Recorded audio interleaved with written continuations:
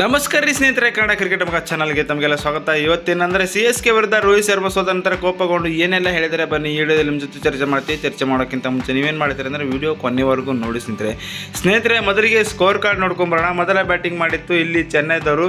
ನಿಗದಿತ 20 over 206 run ಮಾಡ್ತಾರೆ. ನೋಡ್ಬೋದು ಇಲ್ಲಿ 4 ಎಸೆತಗಳಲ್ಲಿ 3 ಸಿಕ್ಸರ್ 20 ರನ್ ಮಾಡ್ತಾರೆ. ಧೋನಿ ಇದೇ ಒಂದು ದೊಡ್ಡ ಗೆಲುವಿಗೆ ರೂವಾರಿ ಆಗ್ತಾರೆ. ಹಾಗೆ ಡೇನಿಯಲ್ ಮಿಚೆಲ್ 17 ರನ್ ಮಾಡ್ತಾರೆ. ಶಿವಮ್ ದುಬೆ 66 ರನ್ ಮಾಡ್ತಾರೆ. 2 ಸಿಕ್ಸರ್ ಮತ್ತು 10 ಬೌಂಡ್ರಿ ಮುಖಾಂತರ. ಗಾಯಕ್ವಾಡ್ 69 ಮಾಡ್ತಾರೆ. ಅವರು 5 ಸಿಕ್ಸ್ 5 ಬೌಂಡ್ರಿ ಮುಖಾಂತರ. ರಚಿನ್ ರವೀಂದ್ರ 21 ರನ್ ಮಾಡ್ತಾರೆ. ಅಜಿಂಕ್ಯ ರಹಾನೆ 5 ರನ್ ಮಾಡ್ತಾರೆ. ಈ ರೀತಿಯಾಗಿ ಬ್ಯಾಟಿಂಗ್ ಕೂಡ ಆಡ್ತಾರೆ. CSK ಸಖತ್ತಾಗಿ ಎಲ್ಲರೂ ಕೂಡ ಸಖತ್ತಾಗಿ ಆಡ್ತಾರೆ.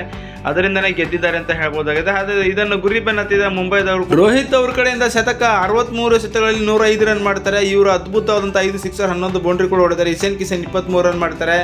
ಸೂರ್ಯಕುಮಾರ್ ಯಾದವ್ ಮತ್ತೆ ಸೋನಕ್ಕೆ ಔಟ್ ಆಗ್ತಾರೆ. ತಿಲಕ್ ವರ್ಮಾ 31 ರನ್ ಮಾಡ್ತಾರೆ. ಕೊನೆಯಲ್ಲಿ ಟೀಮ್ ಡೇವಿಡ್ ಅವರು 13 ರನ್ ಮಾಡ್ತಾರೆ. ಇಲ್ಲಿ ಸೋಲಿಗೆ ಅಂದರೆ 7 ಎಸೆತಗಳಲ್ಲಿ 4 ರನ್ ಮಾಡ್ತಾರೆ ನಬಿ ಅವರು. ಅದರಿಂದನೇ ಸೋತಿದ್ದಾರೆ ಅಂತ ಹೇಳ್ಬೋದಾಗಿದೆ. ಹಾಗೆಯೇ ಇಲ್ಲಿ 113 ರನ್ ಮಾಡಿ ನಮ್ಮ ವಿರಾಟ್ ಕೊಹ್ಲಿ ಅವರು ಕೂಡ ಒಂದು ಪಂದ್ಯ ಸೋಲ್ತಾರೆ. 105 ರನ್ ಮಾಡಿ CSK ವಿರುದ್ಧ ರೋಹಿತ್ ಶರ್ಮಾ ಅವರು ಪಂದ್ಯ ಸೋಲ್ತಾರೆ. ಈ ರೀತಿಯಾಗಿ ಒಂದು ಚೇಸಿಂಗ್ನಲ್ಲಿಯೂ ಕೂಡ ರೋಹಿತ್ ಶರ್ಮಾ ಅವರು ಗೆಲ್ಲಕ್ಕಾಗಿಲ್ಲ. ಅದೇ ಒಂದು ದೊಡ್ಡ ಕಾರಣರಾಗ್ತಾರೆ.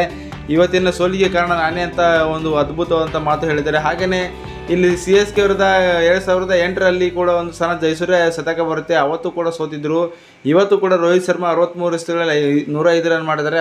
ಇವತ್ತು ಕೂಡ ಒಂದು ಸೋಲು ಅನುಭವಿಸಿದರೆ ಕೊನೆಯವರೆಗೂ ಆಡಿ ಪಂದ್ಯ ಗೆಲ್ಲಕ್ಕಾಗಿಲ್ಲ ಅಂದರೆ ನನ್ನ ಕಡೆಯಿಂದ ದೊಡ್ಡ ತಪ್ಪಾಗಿದೆ. ಇನ್ನೂ ಸ್ಪೀಡಾಗಿ ಆಡಬೇಕಾಗಿತ್ತು. ಕೇವಲ 20 ರನ್ ಮಾಡಿದರೆ ಆರಾಮಾಗಿ ಗೆಲ್ತಿದ್ವಿ. ಹಾಗಾಗಿ ನನ್ನಿಂದನೇ ಇವತ್ತು ಸೋತೀವಿ ಅಂತ ಕೂಡ ರೋಹಿತ್ ಶರ್ಮಾ ಅವರು ಕಾರಣ ಕೊಟ್ಟಿದ್ದಾರೆ. ಹಾಗೆಯೇ ಕೊನೆಯಲ್ಲಿ ನಬಿ ಅವರು ಒಂದು ದೊಡ್ಡ ಮಟ್ಟದಾಗಿ ಆಡಬೇಕಾಗಿತ್ತು. 7 ಎಸೆತಗಳಲ್ಲಿ ಬರೀ 4 ರನ್ ಮಾಡಿದ್ರು. ನೋಡಿ ಯಾವ ರೀತಿಯಾಗಿ ಧೋನಿ 4 ಎಸೆತಗಳಲ್ಲಿ 20 ರನ್ ಮಾಡ್ತಾರೆ. ಅದ್ಭುತವಾದಂಥ ಸ್ಟ್ರೈಕ್ ರೇಟು, ಹೊಸ ದಾಖಲೆ ಈ ವರ್ಷ. 4 ಎಸೆತಗಳಲ್ಲಿ 500 ಒಂದು ರನ್ ರೇಟ್ನಲ್ಲಿ ಬ್ಯಾಟಿಂಗ್ ಆಡಿದ್ರು. ಹಾಗಾಗಿ ಅವರಿಂದನೇ ಇವತ್ತು ಸೋತೀವಿ ಅಂತ ಕೂಡ ಹೇಳ್ತಾ ಇದ್ದಾರೆ. ಹಾಗೆಯೇ 2020ರಲ್ಲಿ ಕುರ್ನಾಲ್ ಪಾಂಡ್ಯ ಅವರ ದಾಖಲೆ ಮುರಿಯಕ್ಕಾಗಿಲ್ಲ. 2020ರಲ್ಲಿ ಅವರು ಕೂಡ 20 ರನ್ ಮಾಡ್ತಾರೆ. ಇನ್ನೂ 1 ರನ್ ಮಾಡಿದರೆ ದಾಖಲೆ ಮುರಿತಾರೆ ಅಂತ ಹೇಳ್ಬೋದು. ಸಮಬಲ ಸಾಧಿಸ್ಕೊಂಡಿದ್ದಾರೆ. ಸ್ಟ್ರೈಕ್ ರೇಟ್ 500ರಲ್ಲಿ ಸ್ಟ್ರೈಕ್ ರೇಟ್ ಬ್ಯಾಟಿಂಗ್ ಮಾಡ್ತಾರೆ. ಹಾಗೆಯೇ ಇಲ್ಲಿ ನೋಡ್ಬೋದು ಕೊನೆಯ 4 ಎಸೆತಗಳಲ್ಲಿ 20 ರನ್ ಮಾಡೋ ಮುಖಾಂತರ ಚೆನ್ನೈಗೆ ಗೆಲುವು ತಂದು ಕೊಟ್ಟರು. ಧೋನಿ ಅವರು ಅದ್ಭುತವಾದಂಥ ಆಟಗಾರ. ಇಂಥ ಆಟಗಾರ ಮತ್ತೆ ಎಲ್ಲಿ ಸಿಗ್ತಾರೆ? ಯಾಕಂದರೆ ವಯಸ್ಸಾದರೂ ಕೂಡ ಈ ರೀತಿಯಾಗಿ ಬ್ಯಾಟಿಂಗ್ ಆಡ್ತಾರೆ. ಇವ್ರು ನೋಡಿ ನಾವು ಕಲಿಬೇಕು ಎನ್ನುವ ರೀತಿಯಲ್ಲಿ ರೋಹಿತ್ ಶರ್ಮಾ ಅವರು ಹೇಳಿದ್ದಾರೆ. ಮತ್ತೇನಪ್ಪ ಹೇಳ್ತಾ ಇದ್ದಾರೆ ಅಂದರೆ ಮುಂದಿನ ವರ್ಷ ನಾನು ಮುಂಬೈನಲ್ಲಿ ಇರೋದಿಲ್ಲ ಅನ್ನುವ ರೀತಿಯಾಗಿ ಒಂದು ಇಂಡೈರೆಕ್ಟ್ ಆಗಿ ಮಾತನಾಡಿದ್ದಾರೆ.